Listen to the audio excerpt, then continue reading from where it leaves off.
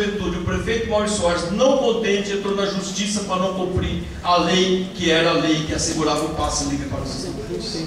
Em que consiste isso? Consiste assegurar que os estudantes, naquela ocasião, eu pegava ônibus junto com os estudantes, e era comum, muitas vezes, na hora de descer, os estudantes praticamente arrebentavam as portas dos ônibus para descer, porque, na verdade, estava dizendo que não tinha dinheiro da passagem. E muitas vezes paravam de estudar porque não tinha como continuar estudando, porque não tinha o dinheiro da passagem, porque naquela ocasião ainda não tinha de forma capilarizada, não existia de forma capilarizada o ensino médio em todas as escolas do município. E eu enfrentei essa lei, enfrentei dentro do próprio partido, porque o partido, antes de chegar ao poder, pensava uma coisa, depois que chega, pensa outra. E isso nós não temos acordo e não aceitamos. Uma outra lei que eu apresentei nessa cidade, que é importante que vocês conheçam, que todo mundo hoje vai fazer uma coisa que ela não se propôs, mas faz. No dia 20 de novembro, vocês ficam em casa descansando, porque é feriado municipal. Quem apresentou essa lei na Câmara Municipal fomos nós. Fui eu que apresentei essa lei. Ah, mas por que nós queremos mais um feriado do município? Nós queremos porque a chaga da escravidão nesse país, ela tem que estar viva na memória das pessoas de forma a ser permanentemente condenada. Porque não foi pouca coisa pegar os nossos irmãos, os nossos companheiros da África, arrancar do seu seio familiar e trazer para ser explorado em outros países. E chega aqui, eles apagam essa história como se nada tivesse. E o dia 20 de novembro é o dia em memória, a história e a luta do grande guerreiro e lutador dos negros, Zumbi dos Palmares, que foi assassinado em 1659. Então vejam, essas algumas das proposituras que nós apresentamos enquanto vereador nessa cidade. Em 2005, por conta dessa coerência e a luta ao lado dos trabalhadores, eu não tive como continuar no Partido dos Trabalhadores, porque eu sou professor de filosofia, eu sei que todos aqui adoram filosofia. Claro, todos gostamos de filosofia, tanto é a manifestação, né, apontou para isso. E aí eu ia dar aula de ética na minha sala de aula, eu dava aula no Pedro de Carvalho e outras escolas do município. Certamente eu encontrarei alunos por aqui que foram meus alunos. E aí eu ia falar de ética do ponto de vista da política, do que acontecia na Grécia. A palavra política vem de polis, vem daquilo que acontece na cidade, aquilo que é pertinente à cidade, aquilo que é a busca do interesse comum, a busca leal, fraterna, objetiva, concreta daquilo que representa o interesse comum. Ora, como que eu ia falar de ética se os alunos falavam para mim, professor, o senhor fala de honestidade, de ética, e ao mesmo tempo seus colegas aí em Brasília é mensalão para lá, é dólar na cueca para cá, é mala de dinheiro não sei para onde. E eu era afiliado ao partido e ainda tentava dizer, olha, não é bem assim. Eles falavam para mim, ó, professor, minha mãe, que não estudou igual o senhor, diz o seguinte, diga com quem anda que eu digo quem tu é. Aí chegava em casa, meus filhos que eduquei também dentro dessa linha da honestidade e da seriedade, eles falavam, pai, se você quiser ficar, você fica, nós vamos sair fora desse negócio aqui. Porque eu não aguento mais na escola os outros colegas nossos tirar o sarro da gente e falar dessa situação. Não tive outra saída, com dor no coração, com tristeza, eu então saí do PT e ingressei juntamente com o Plínio de Arruda Sampaio, juntamente com o Ivan Valente, juntamente com dezenas de outros militantes sociais, nós ingressamos no PSOL, um partido criado por uma mulher valente, que é a Luísa Helena, um partido criado e divulgado por uma pessoa de uma história fantástica, que é Plínio de Arruda Sampaio, que é um monumento da história viva desse país. Então nós preferimos o caminho de construir uma nova caminhada, que é o PSOL, em detrimento de viver uma vida até farta do ponto de vista daquilo e das benesses que o poder político muitas vezes oferece para os trabalhadores. Bom, Posto isso, claro que eu pulei grande parte do que teria que ainda me apresentar e falar, eu quero dizer o seguinte: e hoje, com a construção do PSOL, o PSOL me apresenta a perspectiva de ser candidato a prefeito, como fui candidato a vice-governador na eleição passada com Paulo Guggenheim. Nessa candidatura a prefeito, o que eu quero? Nós queremos construir o partido na cidade. Nós queremos provar que a política não é um jogo do vale tudo, não é um jogo do compra tudo. A política tem que ter coerência, porque o que está em debate é a busca do bem comum, como a etimologia da palavra assegura. Ora, um plano de governo de um candidato a prefeito do PSOL, que propõe uma cidade igual a São Bernardo do Campo. Vamos lá, vamos debater. Se você fosse prefeito, ou se você fosse candidato a vereador, não pense nos outros. O que você faria para mudar essa cidade? O que você iria propor para melhorar a cidade?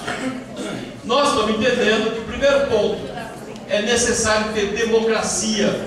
Portanto, nós vamos propor os congressos da cidade, para que nesses congressos a juventude, as pessoas da terceira idade, todos os setores participem efetivamente e diga aquilo que a cidade precisa anualmente nos congressos da cidade.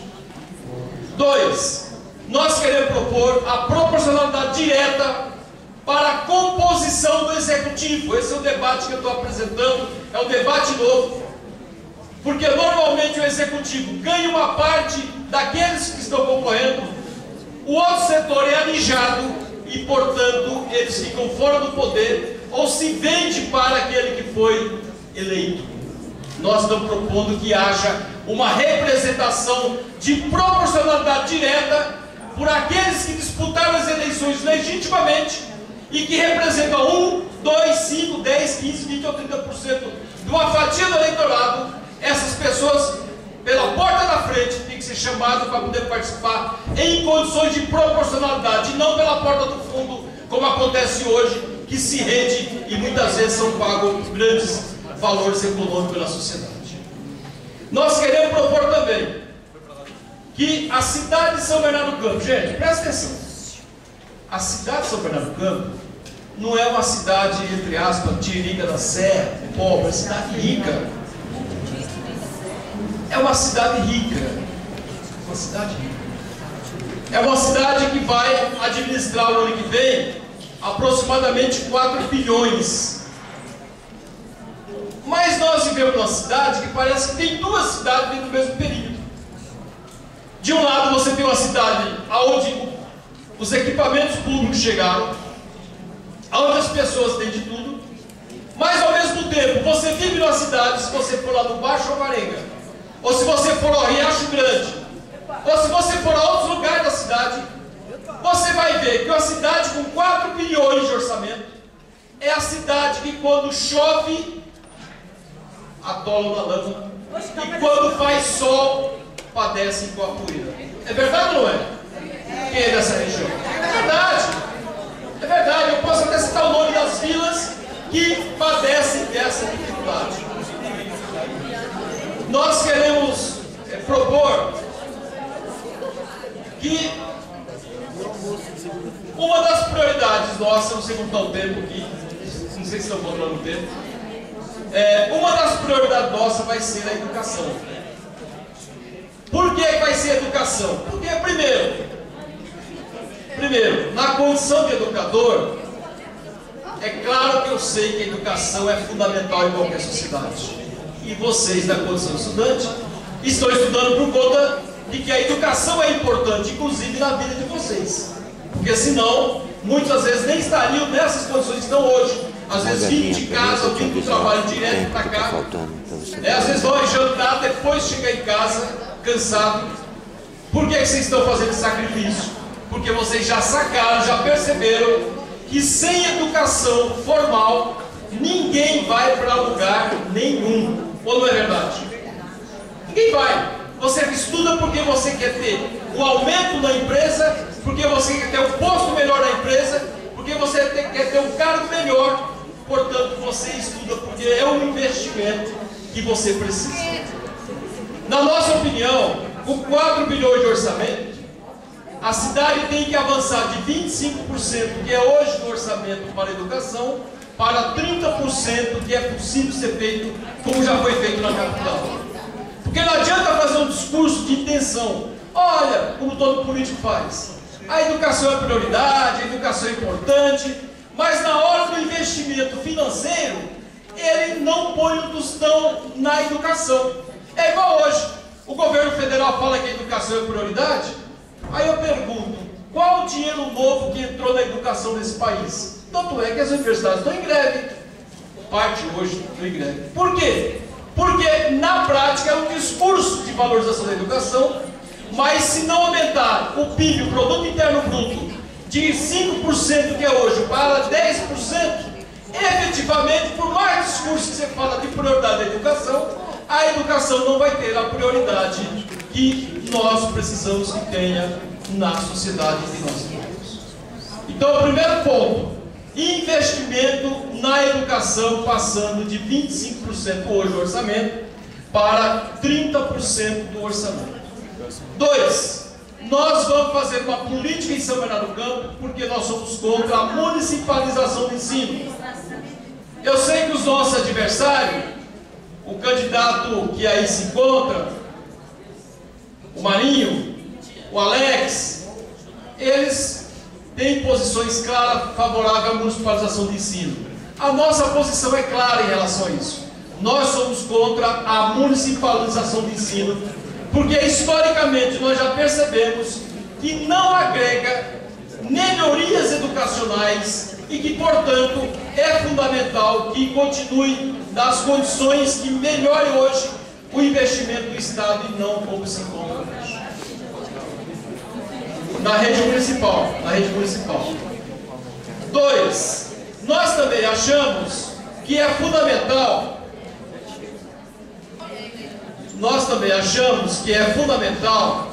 que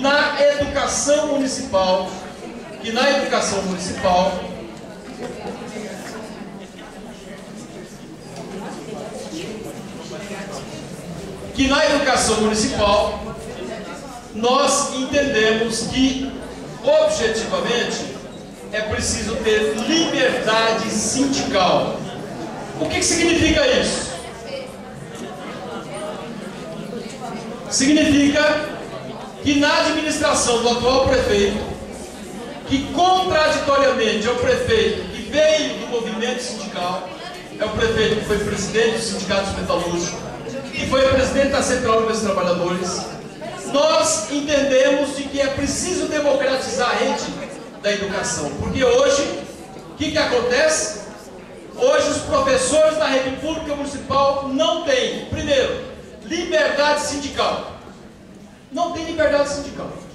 E eu vou dar 2 exemplos para vocês que não tem. Nós fizemos uma reunião com a secretária Cleusa Repúlio. Pedimos para ela que abonasse o ponto dos professores, a exemplo do que acontece com o Estado, com os professores do Estado, para os representantes sindicais das unidades participar da reunião.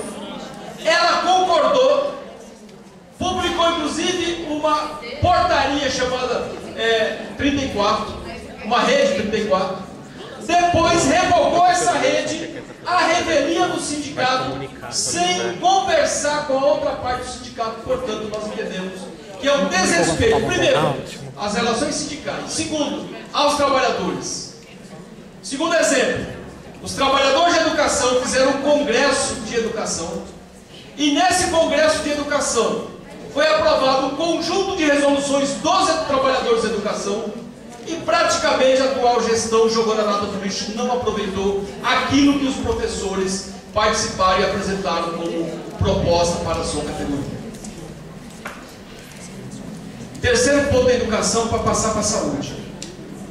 A educação precisa ter condições de trabalho. Condições de trabalho.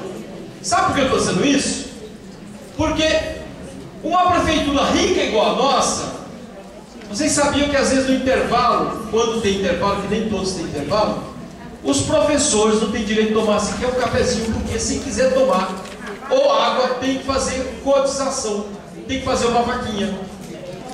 Nós temos um caso de uma professora onde o Marinho foi visitar uma escola, e chegou nessa escola, a professora falou para ele: prefeito, o senhor está tomando essa água, desse galão de água aqui, mas essa água aqui foi cotizada por nós. Como ela fazia parte da equipe da municipalização, do grupo da municipalização, levantaram a vida da professora e devolveram a professora imediatamente, porque ela fez uma crítica, mas na verdade ela fez uma denúncia dizendo que precisa de condições objetivas para poder de fato lecionar. Em relação à saúde, nós entendemos o seguinte: nós temos visitado toda a cidade de São Bernardo do Campo, e uma das reclamações mais presentes é a situação do abandono da saúde pública em nossa cidade. Do abandono. Agora você fala: mas não construíram UPA, não construíram não sei mais o quê? Até construíram, mas sabe o que acontece? A população diz o seguinte: está bonito por fora, mas não tem médico e atendimento por dentro. Ora, eu pergunto: nós queremos prédios bons? Queremos. Mas mais do que prédio, nós queremos que haja, por parte do poder público municipal, que haja de fato investimento no médico, investimento no funcionário. Nós vamos, com o apoio de vocês, nós vamos propor o fim da terceirização. Nós achamos que esse convênio com a Fundação ABC tem que acabar. Tem que acabar. Um agente de saúde custa para a fundação em torno de R$ 1.200. Sabe quanto ele recebe por mês? R$ 680. Ora, esses profissionais deverão ser incorporados pela prefeitura e tem que haver administração direta e não administração indireta, pegando dinheiro público e passando para um terceiro para poder administrar. Nós vamos propor a rescisão, o rompimento desse contrato, porque a Fundação ABC, na nossa opinião, aliás, o prefeito o atual já tinha feito isso, tinha falado isso, mas não cumpriu. Nós vamos propor acabar com isso, porque nós achamos que é fundamental que haja administração direta. Segundo, nós estamos propondo também que haja vacinação em massa, ou seja, que haja uma política preventiva e não apenas, então, somente uma política de saúde curativa. Tem que ter uma política preventiva. O que significa isso? Significa que é preciso, prevenir para não ficar doente, não apenas só tratar depois que o cidadão ficou doente. E existem muitas vacinas hoje que o poder público pode e deve investir para evitar que algumas infecções, por exemplo, pneumonia, algumas infecções, por exemplo, da gripe ou viral, elas podem ser efetivamente, pode ser precedida de uma prevenção para evitar que haja uma piora na saúde da população de maneira geral. Nós estamos propondo ainda que haja o que nós chamamos de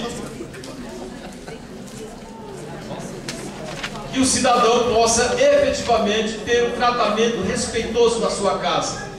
Nós, a cada dia que passa, temos uma população envelhecendo e, portanto, a internação domiciliar se faz necessário, porque numa reunião, por exemplo, que nós tivemos no Rude Ramos, várias pessoas colocaram de que, objetivamente, estão com dificuldade, muitas vezes, de ir ao PS, de ir à UPA, e quando vai ainda não tem, como deveria ter, o atendimento adequado. Um ponto importante também, gente, para o tempo estar acabando. O tempo acabou. É isso? Ó, que legal. Que bom, porque vocês, assim, como eu, nem percebi o tempo passar. Vocês perceberam. Vocês estão cansados, eu sei disso, né? Gente, então eu quero devolver a palavra para se respeitar o tempo, porque eu acho que tem que respeitar o início dos trabalhos, o tempo de cada um, mas teria muito mais coisa para falar como a mobilidade, o problema da habitação, da juventude, do funcionalismo, enfim. Então, para respeitar a dinâmica da faculdade, eu devolvo o tempo ao mediador, tá bem? Muito obrigado pela atenção.